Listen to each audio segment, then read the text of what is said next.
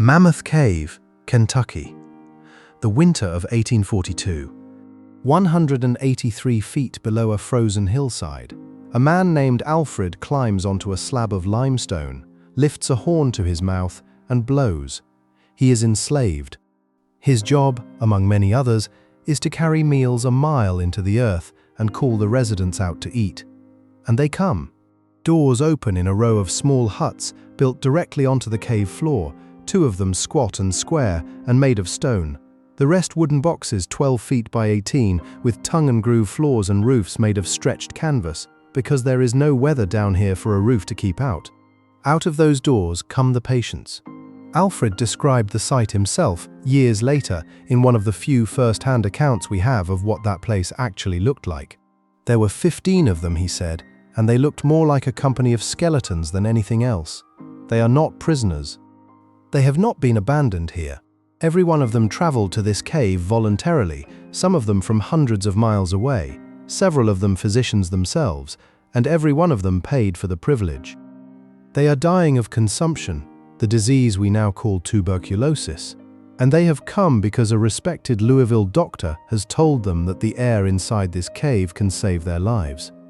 He believes it completely. He is not a quack. He is not selling anything he does not believe in, and he has a specific, documented, almost reasonable-sounding chain of logic behind the whole idea. Within 5 months, 5 of these people will be dead without ever seeing daylight again. Their bodies will be carried to a flat slab of limestone that visitors are still shown today, and that slab still carries the name the cave gave it. Almost every one of the survivors will be dead inside 2 years. If this story means something to you already, leave a like and subscribe. These stories deserve to be heard. Here is the part that makes this more than just another story of a doctor getting something wrong. The idea that put those people underground did not come out of nowhere, and it did not come out of arrogance. It came from a mummy. And the specific reason the cure could never have worked would not be identified by anyone on Earth for another 40 years, by which time the doctor who built the huts had been dead of the very same disease for over 3 decades. To understand why 15 people agreed to live inside a cave, you have to understand what tuberculosis actually was in 1842, because the numbers are almost impossible to hold in your head now. Consumption was not one disease among many. In the industrialized world of the 19th century, it killed more people than anything else, full stop. By the later part of the century, researchers estimate that somewhere between 70 and 90% of the urban population of Europe and North America carried the bacterium. Of those who developed the active disease, roughly 80% died of it.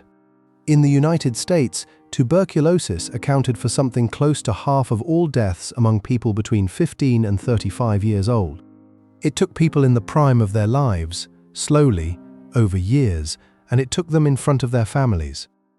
The 2 names it carried tell you what it looked like from the outside. Consumption, because the disease appeared to consume the person month after month until there was visibly less of them than there had been, and the white plague because of what it did to the skin. Patients grew pale to the point of translucency, the face thinning, the eyes seeming to enlarge as everything around them receded, and a hectic flush appearing across the cheeks in the afternoons. It was slow enough that families watched every stage of it. It was common enough that everyone knew exactly what they were watching. And it was so thoroughly woven into 19th century life that it acquired an entire romantic literature, poets and heroines wasting beautifully away, which is a fairly grotesque thing to do to a disease that was drowning people in their own lungs. It also had no known cause.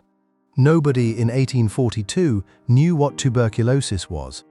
Nobody knew it was contagious in the way we understand contagion, because germ theory as a working framework did not yet exist. What people had instead were observations, correlations, and guesses. Consumption seemed worse in cities. It seemed worse in damp basements and crowded tenements. It seemed to run in families, which some read as inheritance and others read as something closer to a curse. That vacuum is exactly where folklore rushes in. This is the same disease and the same absence of explanation that produced the New England vampire panics, families exhuming their own dead relatives and interfering with the corpses because one death after another in a single household looked to them like something feeding on the living from inside the family plot. The most famous of those cases, Mercy Brown in Exeter, Rhode Island, happened in 1892. That is half a century after the events in this story and a full decade after the actual cause of tuberculosis had been identified and published. The knowledge existed. It simply had not reached a grieving farmer in Rhode Island who had already buried a wife and one daughter and was watching his son go the same way. When medicine cannot name a thing or cannot get the name to the people who need it, they will name it themselves, and the names they choose are rarely gentle. But here is what nobody tells you about that era. The doctors were not standing back and letting the folklore run. They were experimenting constantly, and some of those experiments were every bit as strange as anything the villagers were doing in the graveyards. John Croghan was born in Jefferson County, Kentucky, in April of 1790, into one of the most connected families in the American West. His mother was Lucy Clark, sister of William Clark of the Lewis and Clark expedition, and sister of George Rogers Clark, the Revolutionary War general. He attended the College of William and Mary, then studied medicine at the University of Pennsylvania, and served an apprenticeship under Benjamin Rush, one of the signers of the Declaration of Independence and one of the most famous physicians in America. This was not a man operating on the fringes. This was the establishment. In October of 1839, Croghan bought 2,000 acres of land along the Green River in Kentucky, and the land included Mammoth Cave. He paid $10,000, something on the order of $300,000 in today's money. He did not buy it as a medical facility. He bought it as a business. Mammoth Cave was already becoming one of the great tourist attractions of the United States, and Croghan intended to develop it, expand the hotel, and bring visitors in by the thousands. And then he started reading about what the cave had preserved.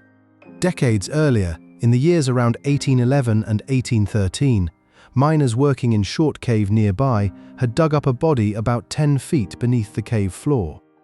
It was a woman, ancient, wrapped in deerskin, seated upright and surrounded by stone, with a great flat slab laid over her like a roof.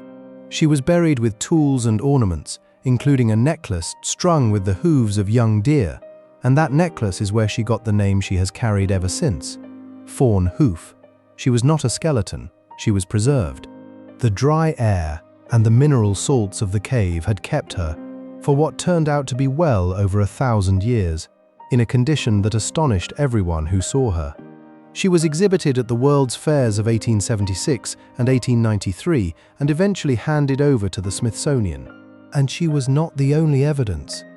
Mammoth Cave had already had an industrial life. During the War of 1812, when the British blockade cut America off from imported gunpowder, the cave floor became a saltpeter mine. Enslaved workers dug out the nitrate-rich cave dirt, leached it in enormous wooden vats built underground in a chamber called the rotunda, and piped the liquor out through hollowed log pipelines to be processed into the potassium nitrate that gunpowder needs. It was a serious operation, and it left serious infrastructure behind. When that infrastructure was abandoned after the war, it did not decay. The wooden vats stayed standing. The hollowed pipes stayed sound. Ordinary timber, sitting on the ground in the dark for 30 years, showing almost none of the rot that the same wood would have shown in a single wet season on the surface. Visitors could walk in and touch it. Croghan could walk in and touch it. Croghan looked at all of this and drew a conclusion that, in the absence of germ theory, is genuinely difficult to call stupid. If the air in this cave stops dead flesh from decaying and stops dead wood from rotting, then something in that air resists decay itself. Consumption, as everyone could see, was a disease of decay. The lungs were being eaten away.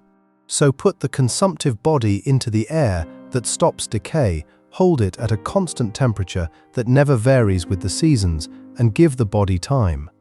The cave holds at 54 degrees Fahrenheit, 12 degrees Celsius, every day of the year. No winter, no damp spring, no summer heat. To a physician who had watched patients decline every time the weather turned, a place with no weather at all must have sounded close to miraculous. So he built it.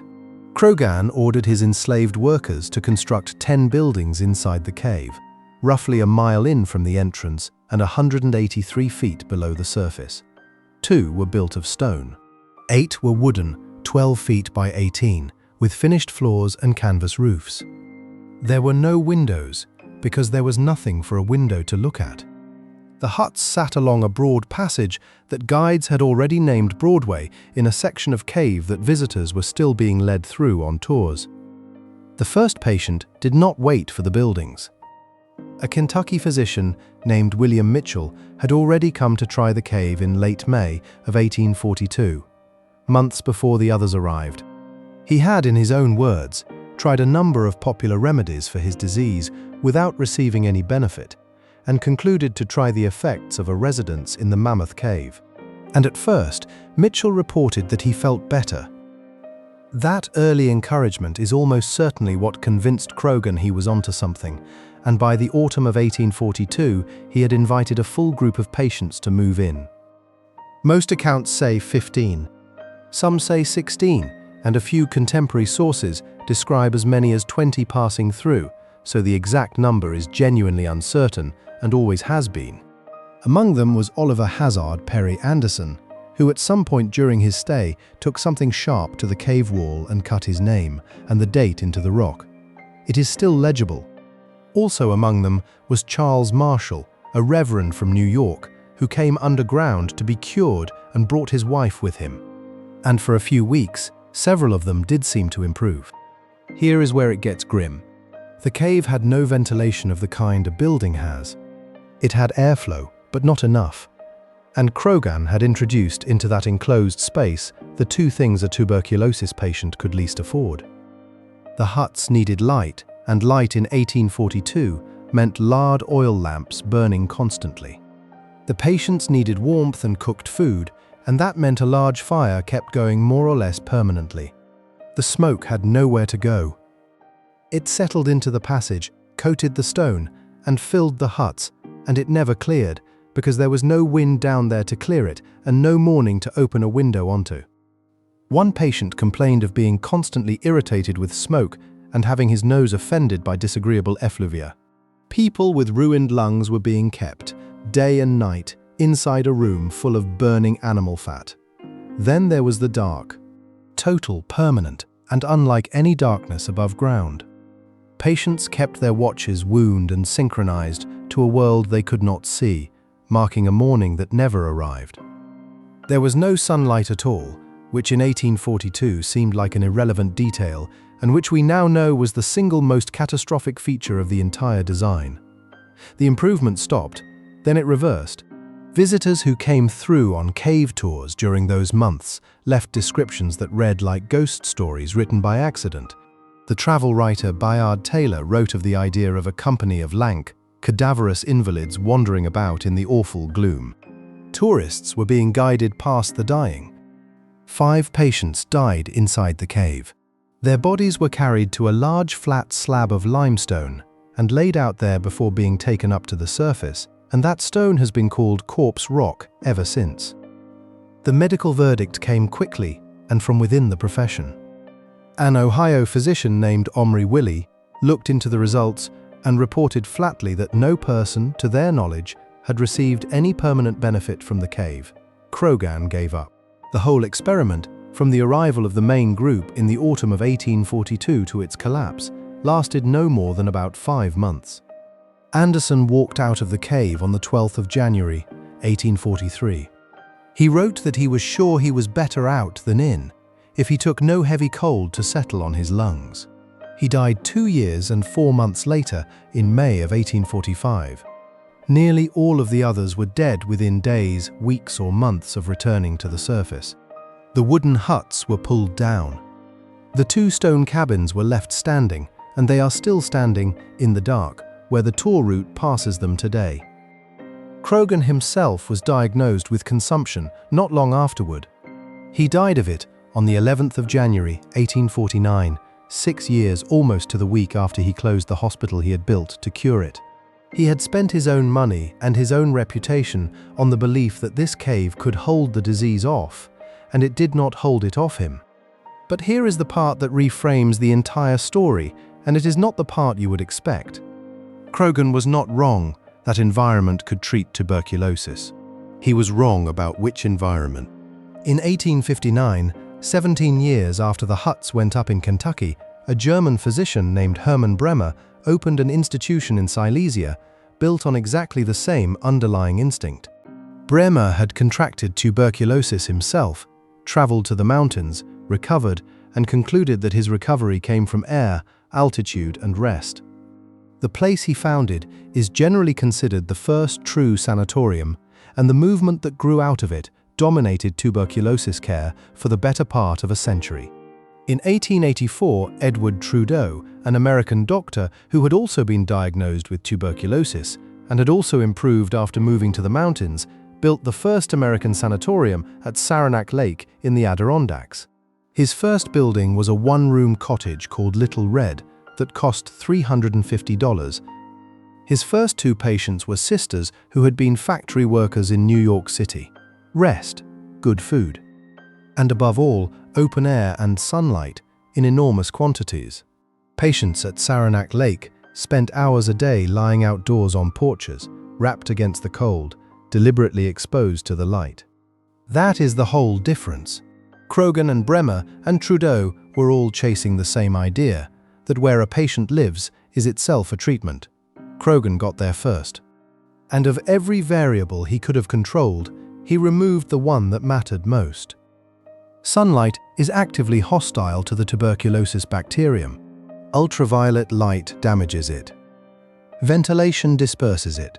Croghan built a sealed, smoke-filled, permanently dark chamber and moved 15 infectious people into it together, which is very close to a description of the ideal conditions for the disease to spread. None of that could be known at the time because the thing itself had not been found. Robert Koch identified the tubercle bacillus in 1882, announcing to the Berlin Physiological Society that he had isolated the organism, grown it in culture, and reproduced the disease with it. That is 40 years after the huts, and 33 years after Croghan's own death from the disease he never got to see named. And even Koch's discovery did not produce a cure. It produced an explanation. Knowing what tuberculosis was told doctors how it spread and how to slow it, but for another 60 years the treatment on offer was still essentially what Bremer and Trudeau had built, air and rest and time, plus surgery of an increasingly desperate kind. The actual cure arrived in 1943, when streptomycin was isolated from a soil bacterium in a laboratory at Rutgers, and was first given to a critically ill tuberculosis patient in November of 1944. Her name was Patricia Thomas. She was expected to die, and her X-rays began to clear. She lived another 22 years.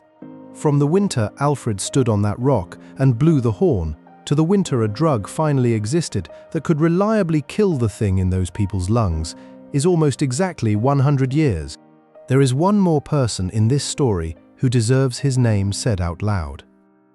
Stephen Bishop was born around 1821 and was brought to Mammoth Cave in 1838, at 17 years old, by a lawyer named Franklin Gorin, who had acquired him as repayment for a debt. When Croghan bought the property the following year, Bishop was transferred with it as property. He became the greatest explorer the cave has ever had. He crossed the bottomless pit, found and named the river Styx, Lake Lethe, the Great Relief Hall, in 1842. The same year the huts were built, he sat down at Croghan's estate and drew a map of the cave entirely from memory. It was published in 1844, showed around 10 miles of passage, and remained the definitive map for more than 40 years. On it, he marked a passage lead that nobody managed to follow up until 1972, when explorers finally connected the Flint Ridge Cave system to Mammoth Cave at almost exactly the point Bishop had indicated 130 years earlier. He guided Ralph Waldo Emerson through those passages. He guided the singer Jenny Lind. And while the patients were dying in the huts on Broadway, he was the man leading tourists past them. Croghan's will freed Bishop, but not immediately. He was manumitted in 1856, 7 years after Croghan's death. He bought land, and he and his wife Charlotte sold it in July of 1857. He died that same summer, around 35 or 36 years old, having been free for roughly a year. Go back to Alfred on the rock with the horn, one more time. 15 people coming out of stone doorways into lamplight, a mile underground in the winter of 1842, to eat a meal carried down to them by a man who had no more choice about being there than they had about being ill. The strangest part is that not one person in that scene was being cruel. Croghan genuinely believed the air would save them. The patients genuinely believed it too and paid to be there. The reasoning that put them underground was built on real observations, a genuinely preserved 1,000-year-old body and timbers that would not rot, assembled by a well-trained physician into a conclusion that happened to be exactly, fatally inverted.